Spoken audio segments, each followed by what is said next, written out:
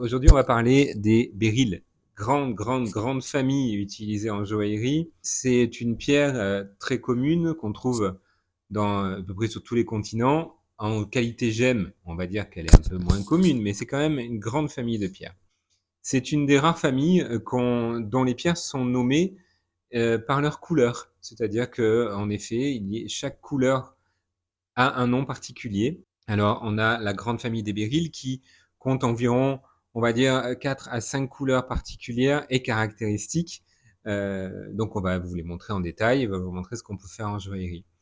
La plus commune, on va dire, la plus connue surtout de tous les béryls, c'est la couleur verte. On va parler de cette star des pierres qu'on disait précieuse il y a quelques années. Maintenant, on utilise le nom de gemme, c'est plus simple.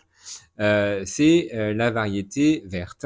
Et donc, la variété verte, c'est l'émeraude. On la connaît, c'est une très belle pierre. Alors là, j'ai quelques exemples. Donc là, vous avez par exemple une émeraude qui est en cabochon. Donc, c'est une émeraude qui n'est pas taillée, donc il n'y a pas de facette. Donc, c'est une émeraude cabochon. Les gisements historiques sont des gisements que l'on connaît depuis l'Antiquité, comme les gisements égyptiens.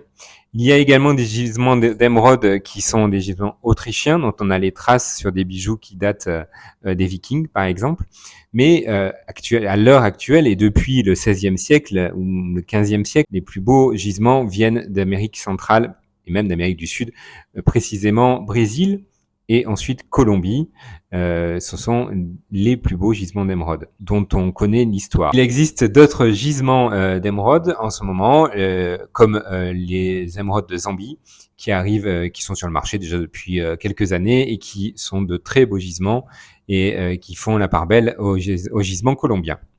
Donc ça, c'était un petit tour sur l'émeraude et son joli vert qu'on apprécie et qui est dû, que je le rappelle, à la présence de chrome et aussi de vanadium. Maintenant, un autre béryl avec une autre couleur qui porte un autre nom. On va parler maintenant du béryl de couleur bleue que l'on appelle Aiguemarine, très connu également. C'est un béryl extrêmement utilisé en joaillerie, sous toutes ses formes, toutes ses couleurs, avec des différences de saturation, bien sûr, de couleurs qui sont importantes et qui font aussi le prix de la pierre. Plus une pierre sera bleue et saturée, plus elle coûtera cher, plus la pierre sera pâle, bien entendu, que son prix en dépendra. Par exemple, vous avez un très beau bleu ici sur cette Aiguemarine qui est vraiment assez saturé en couleur et qu'on aime beaucoup.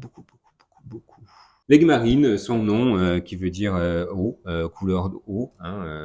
Donc voilà, c'est cette couleur un peu vitreuse, un peu un bleu ciel. Le bleu foncé n'est pas vraiment classique. C'est une variété à part de béryl dont il y a beaucoup de recherches qui sont faites sur la couleur. Ça s'appelle le machiche, qui a vraiment cette couleur assez bleu soutenue. Mais je laisserai des spécialistes en parler, car pour l'instant, il y a beaucoup de recherches sur cette couleur qui sont faites. Une autre couleur qu'on aime beaucoup, c'est le rose que vous avez ici. Donc la morganite, avec ses couleurs ou pêche, nude, ou ce rose un peu plus franc, plus girly. On a la chance d'avoir plusieurs tons dans la morganite. Également, vous la retrouvez ici sur ce joli négligé. C'est un rose un peu soutenu. La morganite fait partie des béryls, puisque c'est donc le sujet de notre discussion d'aujourd'hui. C'est un béryl rose, et le rose, il est dû à l'ion manganèse, qui est présent dans cette jolie pierre. Ensuite, une fois que nous avons parlé du rose, nous parlons du jaune qui est là, le béryl jaune. Et alors, ceci est un béryl jaune. Je ne vais pas vous dire que c'est une héliodore. L'héliodore, c'est un jaune un peu plus soutenu, limite couleur qui peut être mordorée, dorée, beaucoup plus soutenue. C'était juste pour illustrer que je vous ai montré ce béryl. Ce béryl est un béryl jaune. Je ne pourrais pas le considérer comme une héliodore. C'était vraiment pour vous montrer les différentes couleurs que nous pouvions avoir dans le béryl.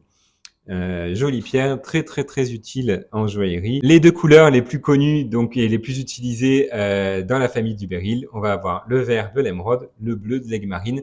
C'était juste pour vous dire qu'il fallait pas oublier que nous avions la morganite et ses tons plutôt rose carné, et l'héliodore ou le béryl jaune avec ces tons jaunes, voire limite orangés pour certaines pièces.